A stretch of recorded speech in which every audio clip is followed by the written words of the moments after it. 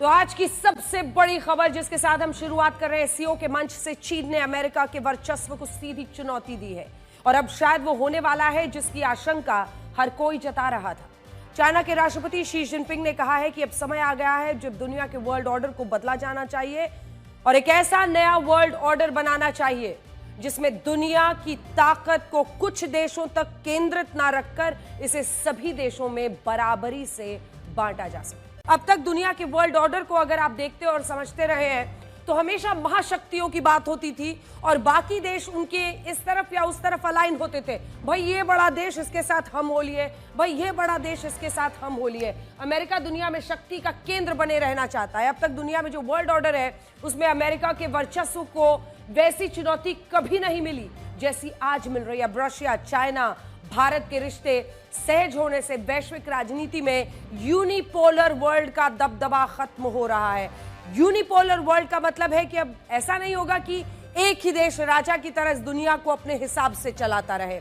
अब दुनिया की राजनीति में मल्टीपोलर वर्ल्ड का दबदबा बन रहा है जिसमें कोई अकेला देश पूरी दुनिया पर हावी नहीं हो सकता है। इससे पहले देखा जाता था कि महाशक्तियों के तौर पर यूनाइटेड स्टेट्स ऑफ अमेरिका है तो यूएसएसआर, जिसका दबदबा माना जाता था कि एक उस तरफ तो एक इस तरफ, और यहीं से सारे देश ये तय करते थे कि वो अमेरिका के साथ अलाइन करना चाहते हैं या वो यूएसएसआर के साथ अलाइन करना चाहते हैं। लेकिन सदियां बीती, परिस्थितियां बदली और आज ना वो जज्बात है, ना वो तौर है, ना वो तरीका है। हर देश चाहता है स्ट्रेटेजिक ऑटोनॉमी अपनी विदेश नीति में, और इस विदेश नीति में रणनीतिक अगर स्वतंत्रता चाहिए तो उसका ये फैसला जो देश हित में होगा वो खुद लेगा और ये तय करेगा कि उसको किस देश से कितना रिश्ता रखना है और कैसे अपने देश को हित को देखना है। अमेरिका दुनिया में शक्ति का केंद्र बने रहना चाहता है और ऐसे में China, Russia, Bharat multipolar world की मांग करते हुए एक ट्रॉयका बनाते हुए दिखाई दे रहे हैं, जिसमें अगर आप देखिए तो अकेला देश पूरी दुनिया पर अब हावी नहीं हो सकता और इस बार के एससीओ समिट ने इस पर अपनी मुहर पूरी तरह से लगा दी है।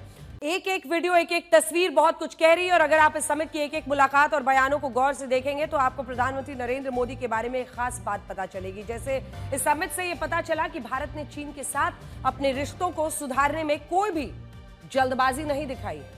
अगर ऐसा होता तो भारत चीन के बीच नए समझौतों पर जो बातचीत होती और इनका ऐलान भी किया जाता, लेकिन इस सम्मेलन में भारत ने जिस तरह से अपने कदम बढ़ाए उससे ये पता चलता है कि हम चाइना के साथ अपने रिश्तों को सहज बनाने के लिए तैयार हैं, लेकिन साथ ही हम किसी जल्दबाजी में नहीं हैं। प्रधानमंत्री मोदी और राष्ट्रपति शी जिनपिंग के बीच जो बायलैटरल, जो द्विपक्षीय वार्ता हुई है उसमें हमने अपने सभी मुद्दों को उठाया। इसमें सीमा विवाद पर चर्चा हुई, व्यापार में आर्थिक संतुलन को लेकर बात हुई। हमने ये भी कहा कि आतंकवाद पर दोहरे मापदंड अब और नहीं चल सकते। हमारी सबसे बड़ी जीत यह है कि एससीओ समिट में जॉइंट डिक्लेरेशन में पहलगांव आतंकी हमले की कड़े शब्दों में निंदा की गई और इसकी एक कॉपी मैं भी अपने साथ ले आई हूं जो मैं आपको दिखाना चाहती हूं, क्योंकि जब आप इस शांघाई कोऑपरेशन ऑर्गेनाइजेशन के समिट की इस डिक्लेरेशन को देखेंगे, ये डिक्लेरेशन मेरे हाथ में है, वो बारीकियों में जाते नहीं है, लेकिन हम ब्लैक एंड व्हाइट में एक एक डॉक्यूमेंट को पढ़ते हैं और इसी डॉक्यूमेंट में जब आप दूसरे हिस्से पर जाते हैं तो यहाँ साफ शब्दों में पहलगाम। याद रखिए, इससे पहले जब विदेश मंत्रियों की, रक्षा मंत्रियों की बैठक हुई थी जिसमें राजनाथ सिंह भी गए थे, उस वक्त चूंकि पहलगाम आतंकी हमले को डिक्लेरेशन में नहीं डाला गया, भारत ने उस पर हस्ताक्षर नहीं किए, लेकिन यहाँ पर यह साफ साफ लिखा है, member state strongly condemned the terrorist attack in Pahalgam on 22 अप्रैल 2025। यानी जो भी सदस्य देश हैं वो पूरी तरह से निंदा करते हैं उस आतंकी हमले की जो कि पहलगाम में हुआ था। अब तक यही कहा जाता था कि चाइना आतंकवाद के मुद्दे पर पाकिस्तान का समर्थन करके हर बार उसे बचा लेता है और जून महीने में भी जब एससीओ देशों के रक्षा मंत्रियों की चीन में बैठक हुई तब भी इसमें पहलगाम हमले का जिक्र नहीं हुआ।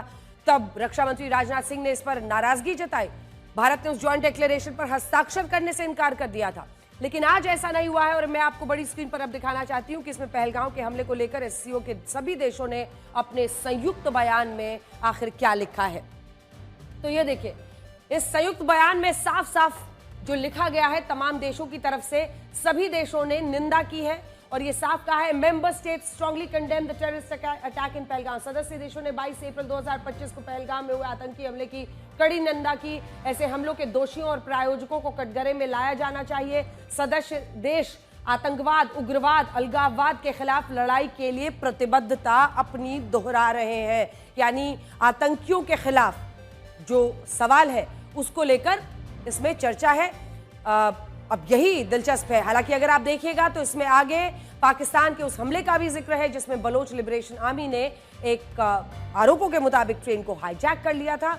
मैं अब आपको वो पढ़कर बताती हूं क्योंकि उसमें भी इस संयुक्त बयान में member states also strongly condemn the terrorist attacks on Jaffar Express on 11 March and in Khuzdar on 21 May 2025। तो दोनों का ही जिक्र है। इस संयुक्त बयान को भारत के लिए बड़ी जीत माना जाएगा क्योंकि अब तक पाकिस्तान ऐसे मामलों में खुद को बचा लेता था। ये रोना रोता था कि उसे बेवजह इसमें घसीटा जा रहा है। ये हमला भारत का अपना कोई हमला है, लेकिन अब भारत भी साफ कह रहा है कि वो आतंकवाद पर दोहरे मापदंडों को स्वीकार नहीं करेगा। और आज भी पाकिस्तान के प्रधानमंत्री शहबाज शरीफ के सामने प्रधानमंत्री मोदी ने एससीओ की बैठक में आतंकवाद पर दो टूक अपनी बात सबके सामने कही।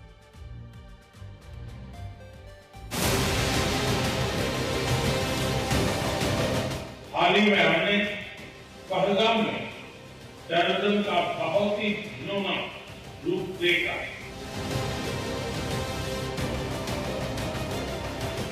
क्या कुछ देशों द्वारा आतंकवाद का खुलेआम समर्थन हमें स्वीकार्य हो सकता है?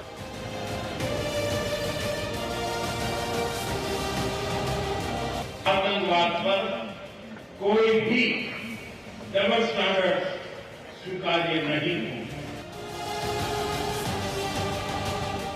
हमें मिलकर आतंकवाद का हर रंग में, हर रूप में विरोध करना होगा।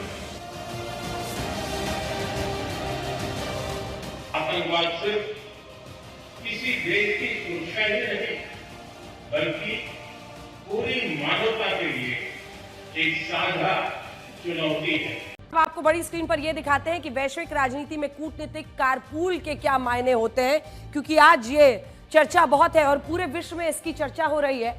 ये तस्वीर जो आज आई जिसमें ये शुरुआत इस बात से हुई, प्रधानमंत्री नरेंद्र मोदी ने ये पोस्ट किया और ये तस्वीर डाली जिसमें कार में एक साथ प्रधानमंत्री नरेंद्र मोदी और व्लादिमीर पुतिन राष्ट्रपति रशिया के दिख रहे हैं। एससीओ की बैठक के बाद द्विपक्षीय वार्ता के लिए राष्ट्रपति पुतिन और मैं एक साथ एक गाड़ी में अपने होटल तक आए। राष्ट्रपति पुतिन के साथ बातचीत काफी ज्ञानवर्धक रही है।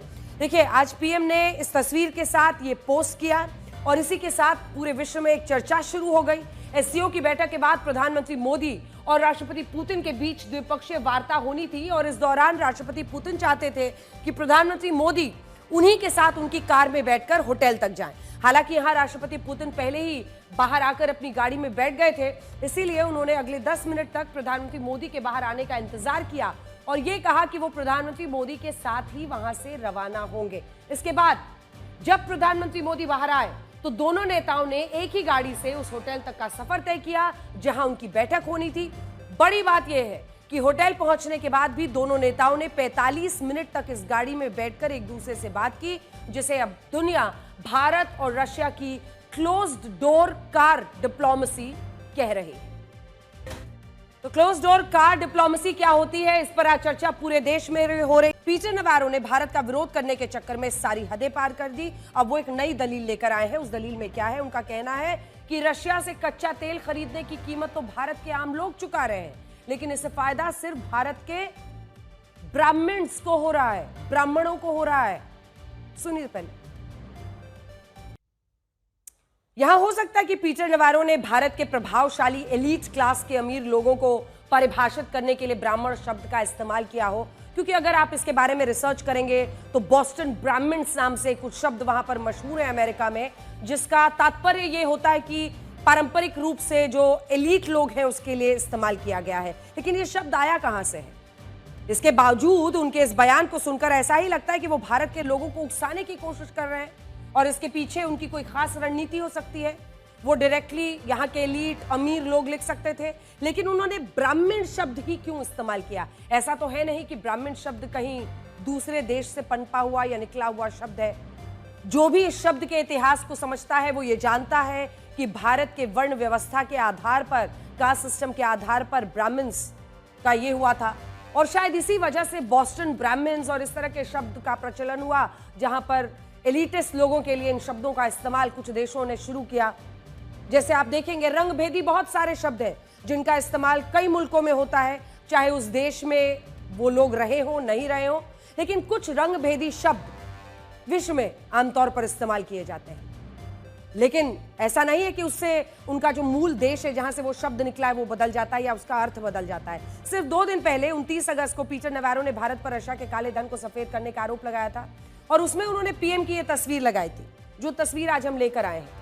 अब आप कनेक्शन समझेंगे। इसमें उन्होंने प्रधानमंत्री मोदी की एक धार्मिक तस्वीर को पोस्ट किया था। देखिए, वो एक ट्रेड एडवाइजर है, वो ट्रेड एडवाइजर है डोनाल्ड ट्रंप के, और ऐसे में उनके पास तस्वीरों की कोई कमी तो रही नहीं होगी प्रधानमंत्री की डालने के लिए।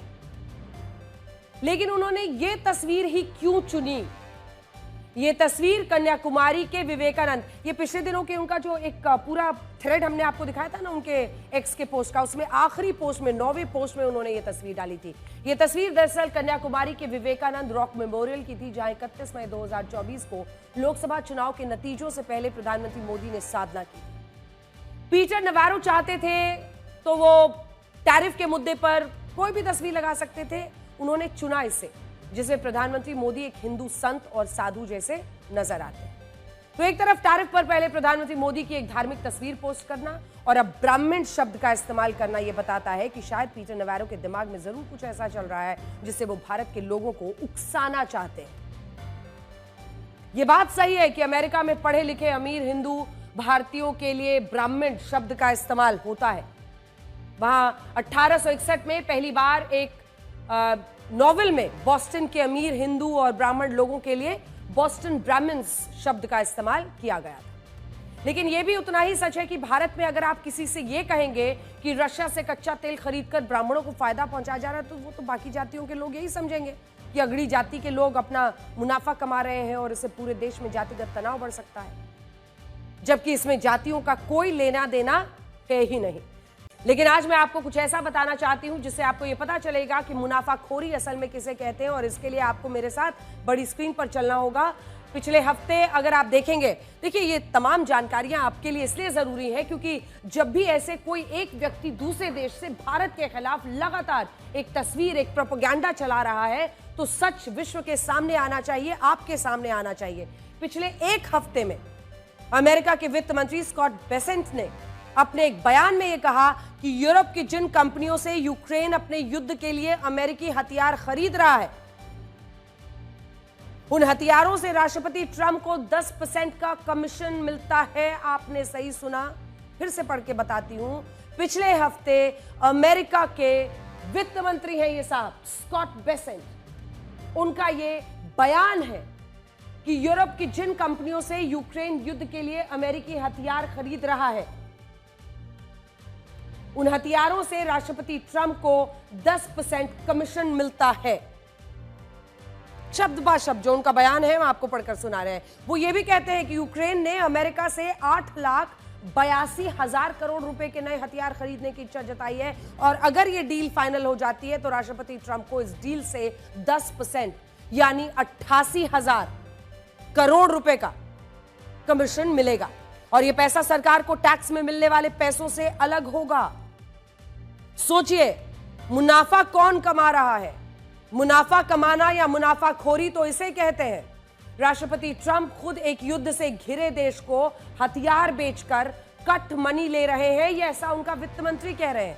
लेकिन उन्हीं के ट्रेड एडवाइजर हमें यह सिखाते हैं कि भारत को क्या नहीं करना चाहिए और क्या करना चाहिए, और भारत में रशिया से कच्चे तेल का फायदा ब्राह्मण्स को हो। भगवान शिव ने भगवान गणेश को हाथी का सिर ही समर्पित किया था, जो बुद्धि का प्रतीक बना, और यह भी मान्यता है कि समुद्र मंथन में जब ऐरावत हाथी निकला था तब इसे देवराज इंद्र ने ले लिया था, और ऐरावत हाथी को भी शक्ति, शुद्धता और बुद्धि का प्रतीक माना गया। और भारत की संस्कृति में हाथी का महत्व काफी बढ़ गया। लेकिन यह भी सच है कि भारत के संदर्भ में हाथी शब्द का इस्तेमाल इसलिए हुआ क्योंकि कुछ देश हमारी अर्थव्यवस्था को धीमा लेकिन स्थिर बताना चाहते थे, और वो मानते थे कि भारत हाथी के रूप में परिभाषित हो सकता है। लेकिन हमारा कहना यह है कि भारत की क्षमताएं हाथी की तरफ विशाल है, लेकिन हमारी अर्थव्यवस्था तेज है। ये तो शेर की तरह दहाड़ रही है और इस साल की पहली तिमाही में हमारा जीडीपी ग्रोथ रेट 7.8% रहा है, जो दुनिया के सभी बड़े देशों से ज्यादा है और चाइना का ड्रैगन भी हमसे पीछे है। अब जल्दी से आपको बड़ी स्क्रीन पर लिए दिखाते हैं कि अंतर्राष्ट्रीय मीडिया आखिर इस पर क्या कह रहा है, क्योंकि जब भी अब देखिए ट्रंप के टैरिफ के बाद तो पूरी विश्व की नजर है ना, सारी मीडिया कवर कर रही है कि एससीओ समिट में आखिर क्या हो रहा है और जिन रिश्तों के नई गर्माहट की बात इस वक्त कर रहे हैं तमाम रशिया, इंडिया, चाइना, वो रिश्तों की गर्माहट आखिर है क्या। तो यहां पर आपको दिखाते हैं अंतर्राष्ट्रीय मीडिया ने समिट को और उसमें भारत की भूमिका को लेकर कैसे कवर किया है और क्या क्या लिखा है। क्योंकि Xi uses summit parade and history, China tries to use Trump turmoil to unite leaders against US led order. वो बात करें, Modi and Putin meet on summit sidelines as India faces steep US tariff, significance of China in India's foreign policy, India committed to improving ties with China, she uses summit parade and history to flaunt China's global pull। और इसी के साथ साथ एक अगर आप देखें तो न्यूयॉर्क टाइम्स ने लिखा कि भारत ने पहले बीजिंग का मुकाबला करने के लिए बाइडेन प्रशासन के करीब आना शुरू किया, लेकिन अब ट्रंप के टैरिफ के बाद नरेंद्र मोदी 7 साल बाद चाइना की यात्रा करें। वॉशिंगटन पोस्ट ने लिखा कि चाइना ट्रंप के टैरिफ का फायदा उठाकर दुनिया के नेताओं को एकजुट करने की कोशिश कर रहा है ताकि अमेरिका नेतृत्व वाले वैश्विक व्यवस्था के खिलाफ एक मोर्चा बनाया जा सके। अल जजीरा भी यही कह रहा है कि टैरिफ के कारण भारत के प्रधानमंत्री नरेंद्र मोदी चाइना की यात्रा पर गए। मैं आपको पढ़कर बताती हूँ कि अंतर्राष्ट्रीय मीडिया अपने लेखों के अंदर क्या क्या लिख रहा है, क्योंकि यहाँ पर जो जितने सारे पोस्ट हैं वो मैंने किया है। The significance of China in India's policy, the diplomat, अगर आप देखें तो इसमें तमाम ऐसे जो आर्टिकल्स हैं उन सब की चर्चा की गई है और उन सब में ये लिखा गया है कि कैसे ये पूरा जो समिट है, बल्कि आप देखेंगे तो हैरान रह जाएंगे कैसे यहाँ पर ये वाली लाइन में लिखा गया है, in an act of careful diplomatic balancing Modi visits Japan. आपको हमने बीते दिन बताया था कि चाइना के पहले पीएम जापान क्यों गए हैं। Another member of quadrilateral security dialogue, which also includes Australia and United States before coming to Tianjin। तो तमाम आर्टिकल्स में जो भारत का स्टैंड है और बहुत ही डेलिकेट डिप्लोमेटिक पोजिशनिंग है, बैलेंसिंग एक्ट है, उसकी चर्चा की जा रही है। क्योंकि अगर आप देखेंगे तो इस सबके बीच एक और बड़ी खबर यह है कि अमेरिका ने भारत की घेराबंदी के लिए एक नई रणनीति बनाई है और अब अमेरिका शायद भारत के खिलाफ सेकेंडरी सैंक्शंस लगाने के बारे में सोच रहा है। अमेरिका ने यूरोपीय देशों से कहा है कि वो भारत पर उसी तरह के प्रतिबंध लगाए जैसे अमेरिका ने लगाए हैं। देखने में यह आग्रह लगता है, लेकिन यह एक आदेश की तरह है। अमेरिका का कहना है कि यूरोपीय देश भारत से तेल और गैस ना खरीदे क्योंकि भारत रशिया से कच्चा तेल खरीद रहा है। अमेरिका तो यह भी चाहता है कि यूरोप भी भारत पर सेकेंडरी टैरिफ लगाए। यह बयान एक ऐसे समय में आया है जब भारत ने अमेरिका के टैरिफ वाले दबाव को धुएं में उड़ा दिया है। हम झुकने को तैयार नहीं है। भारत अपने निर्यात के लिए नए बाजार की तलाश करके अमेरिकी रणनीति को फेल करने वाला है। लेकिन यह भी अमेरिका को आज समझना चाहिए कि अनेकों ऐसे यूरोपीय देश हैं जिनके साथ भारत के रिश्ते मजबूत हैं और ब्रिटेन के साथ, इंग्लैंड के साथ तो हमने फ्री ट्रेड अग्रीमेंट कर भी लिया है। इसीलिए अमेरिका यूरोपीय देशों के जरिए भारत पर दबाव बढ़ाना चाहता है। अमेरिका इस बात से भी चिढ़ा हुआ है कि भारत ने कच्चे तेल पर उसकी दोहरी नीति पूरी दुनिया को बता दी है। ये खबर सीधा आपकी सेहत से जुड़ी हुई है। पिछले कुछ समय से लोगों के बीच इंटरमिटेंट फास्टिंग काफी लोकप्रिय हो रहा है, यानी कई घंटों तक। हम आपको बताते हैं इस प्रक्रिया में लोग 2 बार के खाने के बीच में एक अच्छा खासा गैप रखते हैं। कई बार लोग शाम को जल्दी खाना खा लेते हैं, अगली सुबह कुछ देर से ब्रेकफास्ट करते हैं। 12 से 16 घंटे तक की मतलब इंटरमिटेंट फास्टिंग हो जाती है, यानी व्रत रखना जिसे आप कह सकते हैं। एक 12 से 16 घंटे का व्रत रखना, कुछ ना खाना। लोगों का मानना है कि इससे वजन कंट्रोल रहता है, स्वास्थ्य ठीक रहता है। लेकिन अब एक नई स्टडी में पता चला है कि ऐसा करना खतरे से खाली नहीं है। इस तरह की फास्टिंग या उपवास से दिल की बीमारियों का खतरा पैदा हो सकता है।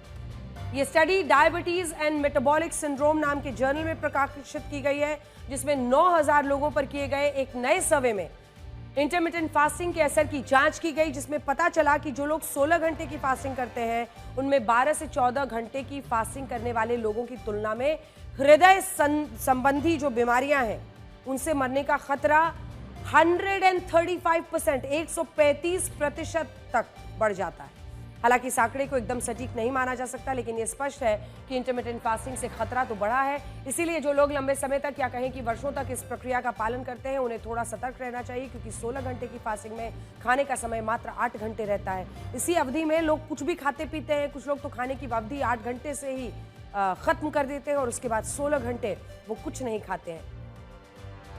कई स्टडीज में ये माना गया है कि इस तरह की फास्टिंग से वजन कम हो सकता है, इंसुलिन सेंसिटिविटी में सुधार हो सकता है, रक्तचाप कम हो सकता है, लिपिड प्रोफाइल बेहतर हो सकती है, ब्लड शुगर लेवल्स कंट्रोल हो सकता है। ये धार्मिक उपवास की परंपराओं से काफी मेल खाता है, इसका पालन करना भी आसान है, लेकिन इसके कई नुकसान भी हैं। इसमें शरीर में पोषक तत्वों की कमी, ज्यादा भूख लगना, चिड़चिड़ापन, सिर दर्द, डायबिटीज वाले लोगों में लो ब्लड शुगर की समस्या हो सकती है, और बुजुर्ग या लंबी बीमारी से जो लोग परेशान हैं उनके लिए कमजोरी। यानी एक ही उपाय है, आप थोड़ा थोड़ा खाएं और आप इंटरमिटेंट, मतलब आप बीच बीच में खाते रहें। इंटरमिटेंट फास्टिंग नहीं, इंटरमिटेंट ईटिंग करें। इंटरमिटेंट फास्टिंग सभी के लिए एक जैसा समाधान नहीं है, अलग अलग लोगों पर इसका प्रभाव अलग अलग होता है। ये बहुत ज़रूरी है। देखिए, अगर आप पूरी तरह से डिनर मिस कर रहे हैं, फास्टिंग कर रहे हैं 16 घंटे, हालांकि मृत्यु के आंकड़ों के साथ इसका संबंध सटीक अभी नहीं है। ये फास्टिंग कुछ लोगों को मेटाबॉलिक फायदे दे सकती है, लेकिन कुछ लोगों के लिए नुकसानदायक भी हो सकती है। नई स्टडी जो सामने आया है उसमें एक्सपर्ट्स की सलाह जरूर लें, यही बताया जा रहा है। और हम भी आपसे यही कहेंगे कि इस तरह की कोई भी फास्टिंग करने से पहले अपना एक कंप्लीट टेस्ट प्रोफाइलिंग कराएं और एक्सपर्ट की सलाह के बाद ही इस तरह का फास्टिंग करें।